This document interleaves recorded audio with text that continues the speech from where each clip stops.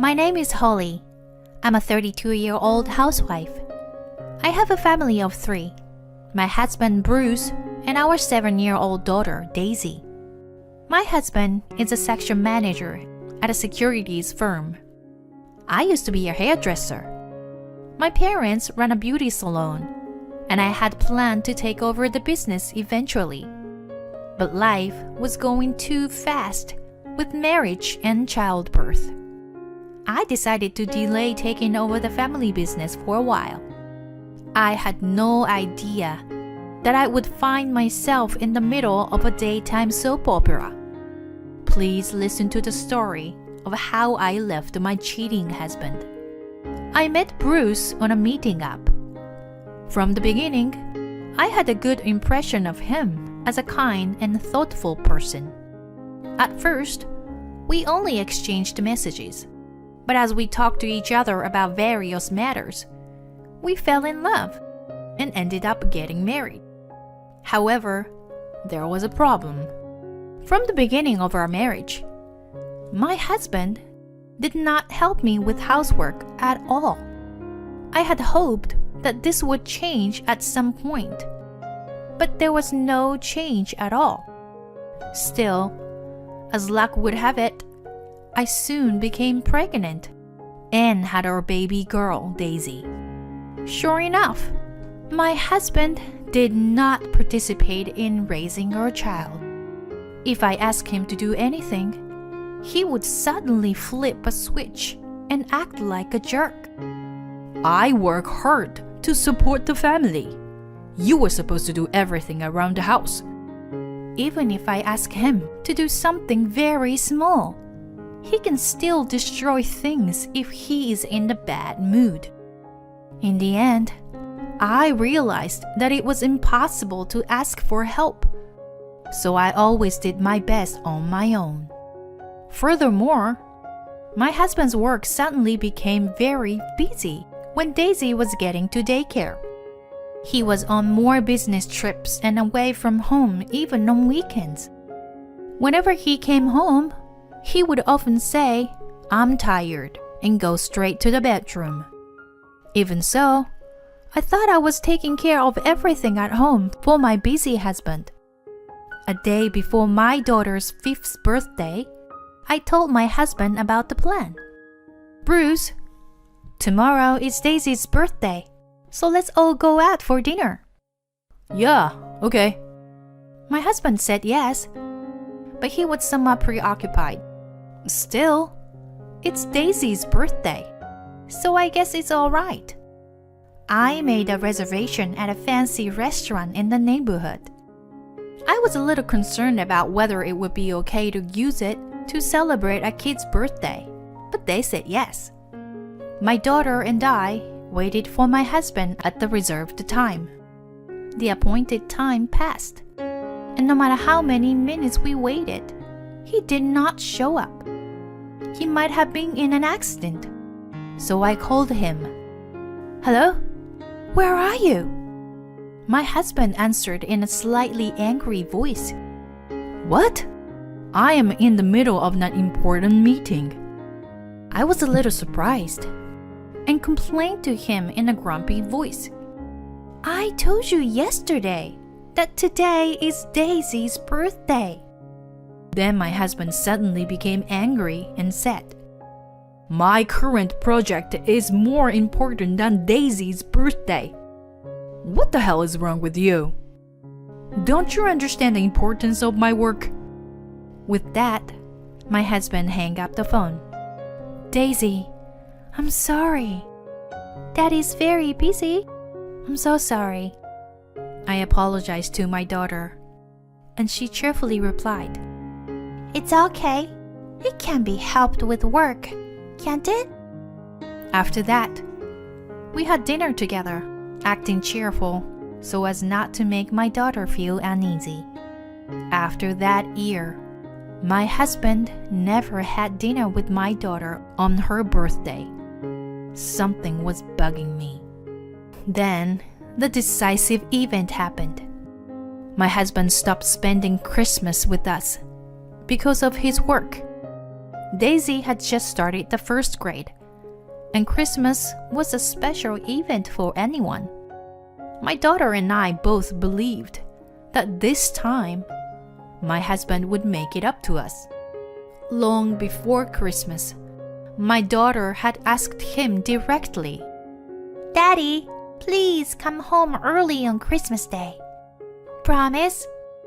My husband was not in the mood, but replied, "Yeah, I'll promise." I had a bad feeling about this. Still, I told myself that this time it would be all right. After all, it is Christmas. On this holy night, miracles can happen.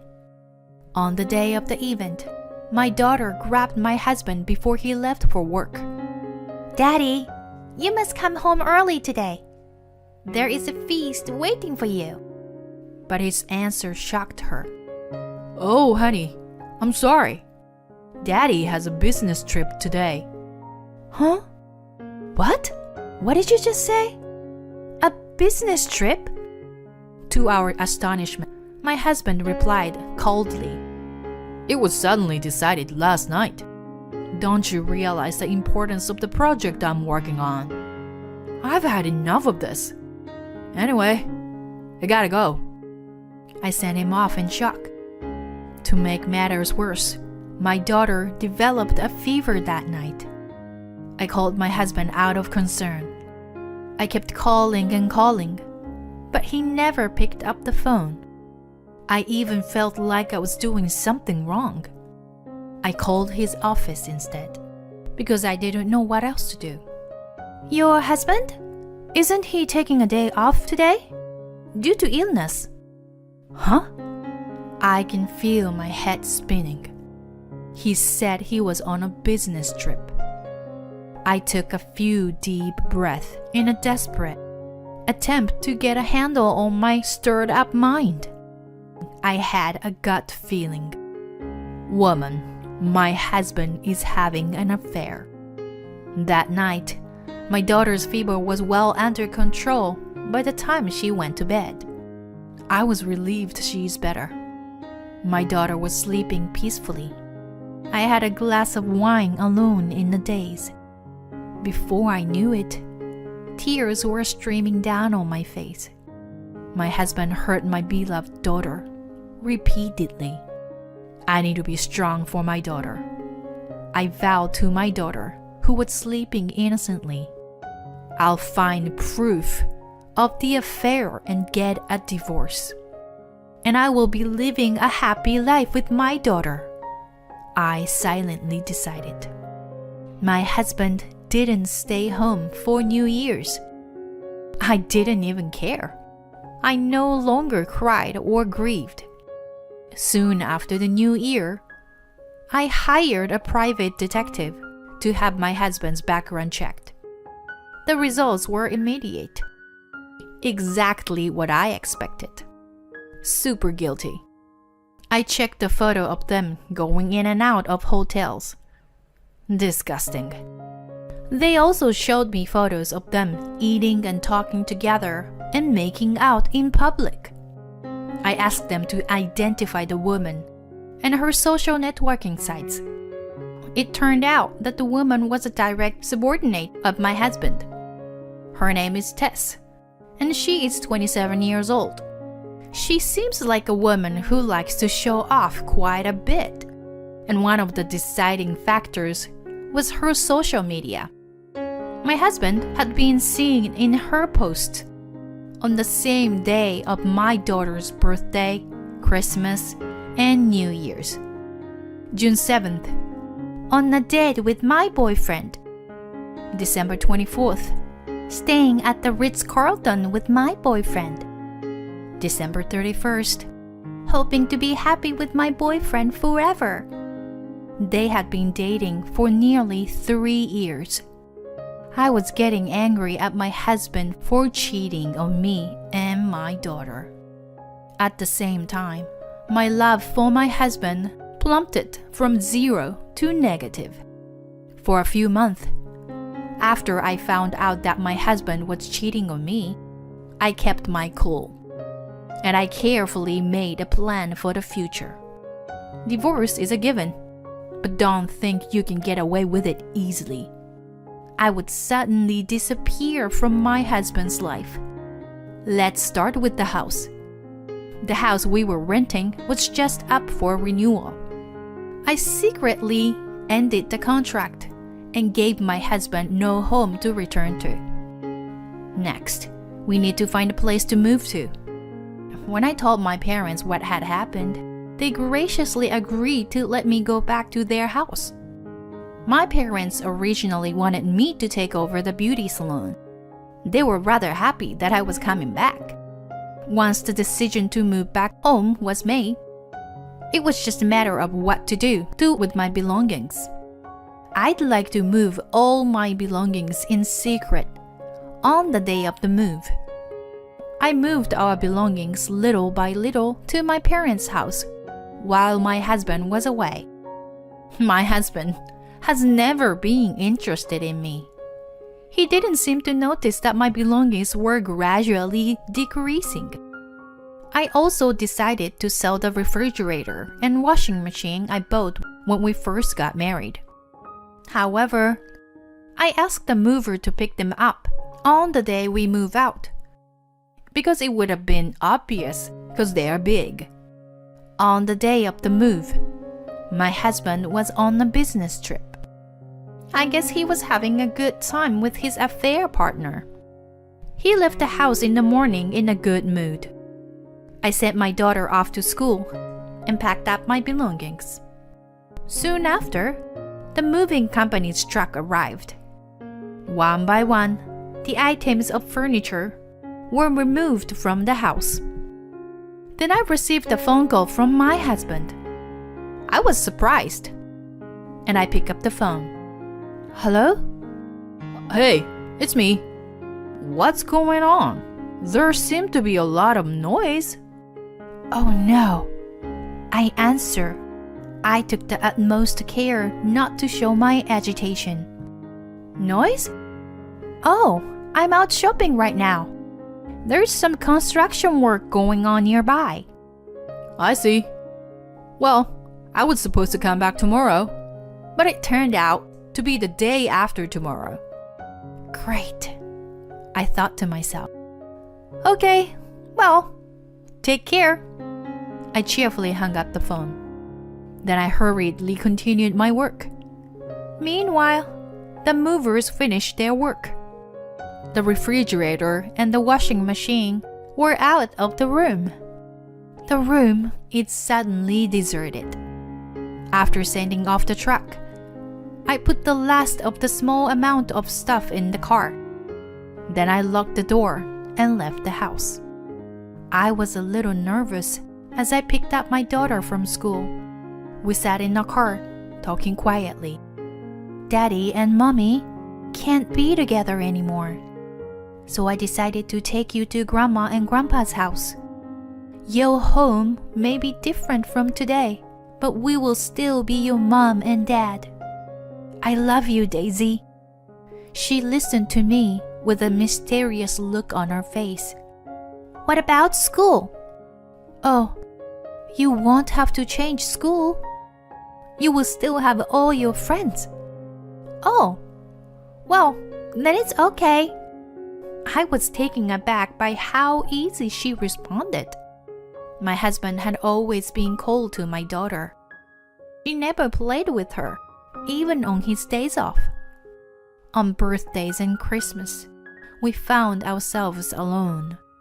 He was not only not fulfilling his role as a husband, but also as a father. Long before I decided to leave him, I already didn't need him. 2 nights later, my husband called me. What the hell? What's going on with the house? Well, I've canceled the contract. We don't need you or the house anymore. I replied coldly. Where is the fridge and washing machine? My husband was super upset. I sold them all. What? What the heck, Holly? My husband was getting even angrier. I told him in a matter-of-fact manner. Anyway, I'll be waiting for you in the conference room tomorrow. What do you mean? I've spoken to your boss about all of this. He said he will be happy to talk to you and your affair partner. What are you talking about? My husband blurs it out. I'm sorry, but your boss already knows about your affair. No. There should be a misunderstanding. You don't trust me? I'm disappointed in you. Come back here, right now. My husband was upset, but I calmly continued. I can't and I won't. I'll see you tomorrow. I hung up the phone. The next day, my husband, the woman he'd been having an affair with, and my husband's boss, the head of the department, gather in the conference room. The atmosphere is really heavy and strange. Let's start with you first, Bruce. The general manager opens the conversation. This is a misunderstanding. My husband immediately retorts. Tess and I only have a professional relationship. I'm sure we get along particularly well, but we've never had an inappropriate relationship. Then what about these pictures? I confronted him the pictures of them going into the hotel or making out. My husband was startled, but calmly replied, We just happened to be passing through the area. Also, you can manipulate those pictures. It's all fake. You made up this whole affair to humiliate me. How dare he can make up such a lie? Well, then, what about this? I read out loud Tessa's post of her Instagram. You look like you were having a good time. Partially, but you were in the picture. See? That's not him. That's someone who looks like him. Your husband looks exactly like my boyfriend. Tess cut in and answered. So it's all a coincidence. And you two have absolutely nothing to be ashamed of. Is that what you're saying? I stared at them, and they nodded. Well, I guess I don't have a choice then, I said, and I saw my husband and Tess smirk at me. I continued. Now then, since you're here, I'd like to meet your boyfriend. I'd like to see your boyfriend who looks exactly like my husband. If you can get him to testify, I'll be satisfied as his wife. What? Tessa's voice trails off. You heard me. I'm asking you to get him over here, I said firmly. Her boyfriend is out of the country right now, so she can't bring him here. My husband starts defending her. Okay then, could you please show me the pictures of your boyfriend in your phone? I persisted. Tess started scrolling up and down with her cell phone.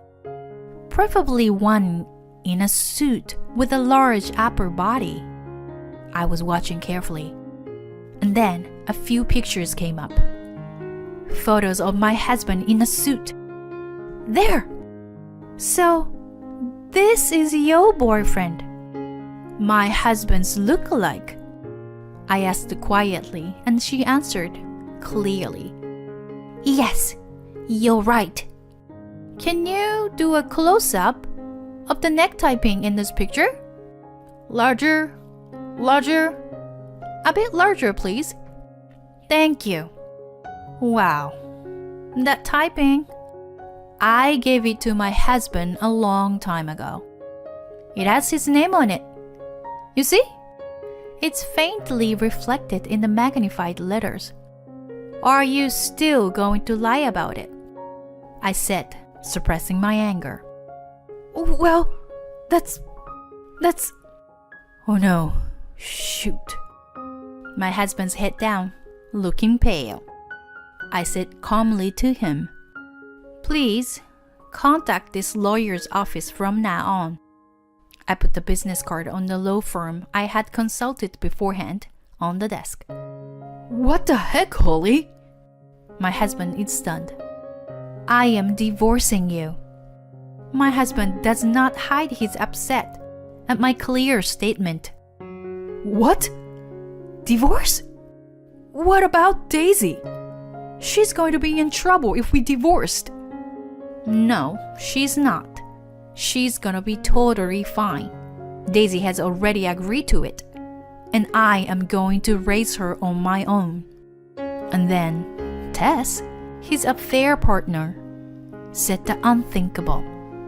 Yay! Now we can be together, Bruce. I know it's a little too late for that, but she confessed the truth in her own words. Tess, shut up! My husband yelled at her. I didn't realize you called each other by your first names at work. It's a friendly company, I told him sarcastically, and my husband insists. It's a misunderstanding. The photo is fake. Even the type-in was a coincidence. When my husband said that, Tess looked like she was about to cry. Why are you in such denial? You said you would marry me after you left your wife. What? No, I didn't say that. I interrupted him. No? You didn't say that?